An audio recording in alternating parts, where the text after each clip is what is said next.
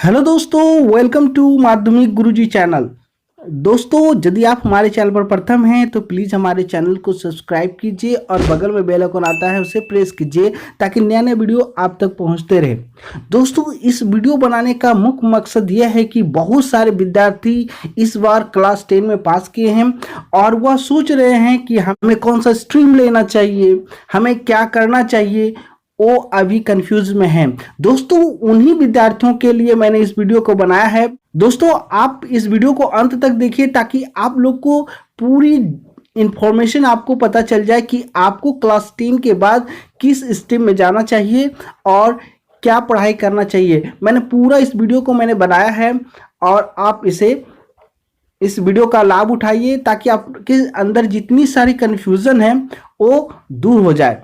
दोस्तों, चलिए शुरू करते हैं। दोस्तों, मैं आपके लिए कैरियर ऑप्शंस रोड मैप बनाया है। इस रोड मैप के माध्यम से मैं आपको एक एक स्ट्रीम्स का डिटेल्स विश्लेषण करूंगा कि यदि आप कॉमर्स लेते हैं तो आप किस किस क्षेत्र में जा सकते हैं, यदि आप आर्ट्स लेते हैं तो किस किस क्षेत्र में जा सकते हैं, यदि आप साइंस लेते हैं तो आपके लिए कौन कौन सा दरवाजा खुला हुआ है। तो बने रहिए अंत तक। चलिए शुरू करते हैं। दोस्तों, सबसे पहले हम कॉमर्स की बात करेंगे क्योंकि पश्चिम बंगाल में कॉमर्स की बहुत सारी धूम मची हुई है। तो दोस्तों, पहले मैं कॉमर्स का बात करूंगा, उसके बाद आर्ट्स की ओर जाऊंगा। चलिए,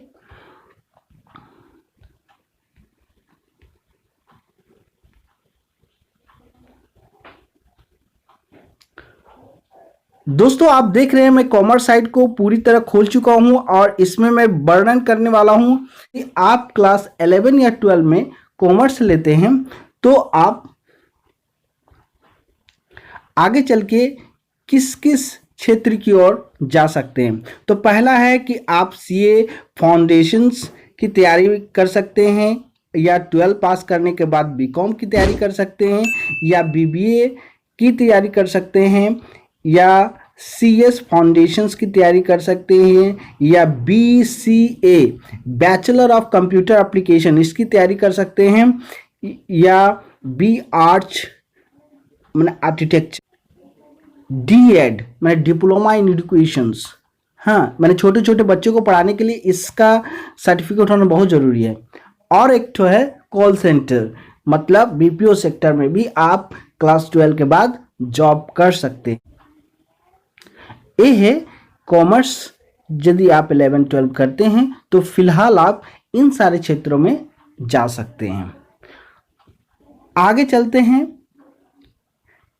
आर्ट्स की ओर।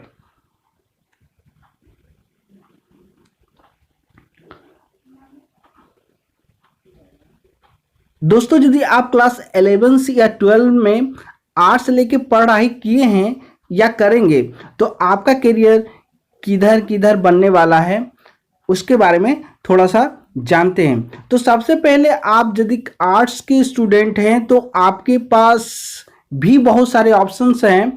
आपको कभी भी शर्म नहीं करना है कि मैं आर्ट्स का स्टूडेंट हूँ, मैं क्या कर सकता हूँ। इस सारे थिंकिंग यदि आपके दिमाग में चल रहा है तो इसे आप हटा दीजिए क्योंकि आपके पास बहुत सारे करियर अपॉर्चुनिटी हैं जो मैं आपके पास रख रहा हूँ। सबसे पहले आप तो डीएड की तैयारी कर सकते हैं, जो प्राइमरी लेवल का टीचर आप बन सकते हैं।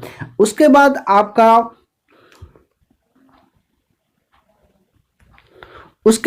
आप बीएसडब्ल्यू का भी कोर्स कर सकते हैं। उसके बाद एलएलबी का फाउंडेशन कोर्स कर सकते हैं। फैशन डिजाइनिंग डिप्लोमा, यदि आप इंटरेस्ट रखते हैं फैशन डिजाइनिंग में तो आप 11-12 के आर्ट्स स्ट्रीम के माध्यम से भी आप एक कोर्स कर सकते हैं। दूसरा है इंटीरियर डिजाइनिंग डिप्लोमा। ये है आपको इंटीरियर डिजाइनिंग के सारे कोर्स को सिखाता है। उसके बाद आप 12 के बाद बीए कोर्स भी कर सकते हैं। उसके बाद आती है बीबीए, उसके बाद आती है फॉरेन लैंग्वेज डिप्लोमा। यदि आप किसी भी फॉरेन लैंग्वेज में डिप्लोमा करना चाहते हैं तो आर्ट्स के बाद आप इस कोर्स में ज्वाइन कर सकते हैं। उसके बाद आती है कॉल सेंटर की बात। आर्ट्स में भी कॉल सेंटर में आप ज्वाइन कर सकते हैं। बीए करते हैं, मैंने बैचलर ऑफ आर्ट्स में एडमिशन कराते हैं उसके में भी आप बहुत सारे ऑप्शंस खुले हुए हैं। आप IAS IPS का भी तैयारी कर सकते हैं, किसी भी कंपटीशन एग्ज़ाम की तैयारी कर सकते हैं। आप 12th से भी शुरू कर सकते हैं कंपटीशन एग्ज़ाम की तैयारी, क्योंकि क्लास 10 और 12 बेसिस पर रेलवे वगैरह जितने भी सारे ग्रुप डी के वैकेंसी निकलते हैं वो क्लास 10 और 12 बेस पर ही निकलते हैं। आप उसमें भी ट्राई कर सकते हैं। दोस्तों अब मैं चलता हूं साइंस की ओर। यदि आपका परसेंटेज 60, 70, 80 के ऊपर है तो आप साइंस में जा सकते हैं।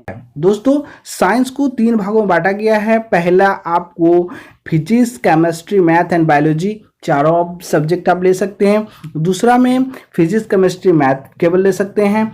और तीसरा है फिजिक्स, केमिस्ट्री, बायोलॉजी। दोस्तों यदि आप फिजिक्स, केमिस्ट्री, मैथ और बायोलॉजी लेते हैं तो आपके पास बायोटेक या बी फार्मासिस या एग्रीकल्चर या बैचलर ऑफ फार्मासिस, इन सारे कोर्स को आप कर सकते हैं। मतलब आप साइंस स्ट्रीम में हैं तो आप डॉक्टर के क्षेत्र में भी जा सकते हैं या इंजीनियर के क्षेत्र में जा सकते हैं, बशर्ते आपका सब्जेक्ट क्या है इस पर डिपेंड करेगा। दोस्तों यदि आप फिजिक्स, केमिस्ट्री, मैथ को सेलेक्ट करते हैं तो आपके लिए भी बहुत सारे ऑप्शंस खुले हुए हैं, जैसे NDA की तैयारी करना, बी आर्किटेक्चर, हाँ technology entry of Indian army, BE का मतलब होता है बैचलर ऑफ इंजीनियरिंग, बीटेक जो IIT NIT वगैरह करवाती है उसमें भी आप एडमिशन ले सकते हैं, हाँ, या आप डायरेक्ट सेकेंड ईयर डिप्लोमा में भी एडमिशन ले सकते हैं। MBA वगैरह सभी के लिए खुला हुआ है, इसमें किसी भी स्ट्रीम की चर्चा नहीं की गई है।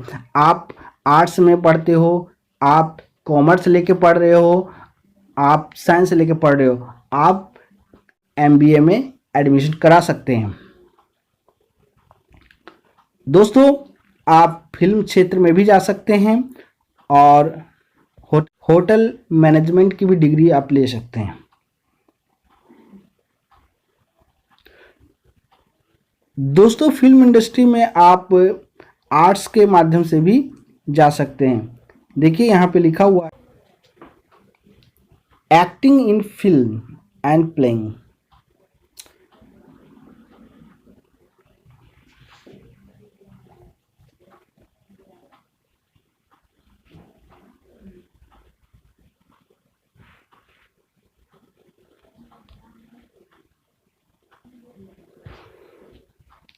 दोस्तों इस छोटा सा मैप के माध्यम से मैंने आपकी छोटी मोटी क्वेरी मैंने क्लियर कर दिया है। यदि आपको और किसी भी विषय में डिटेल्स जानकारी लेना चाहते हैं आप कमेंट बॉक्स में शेयर कर सकते हैं।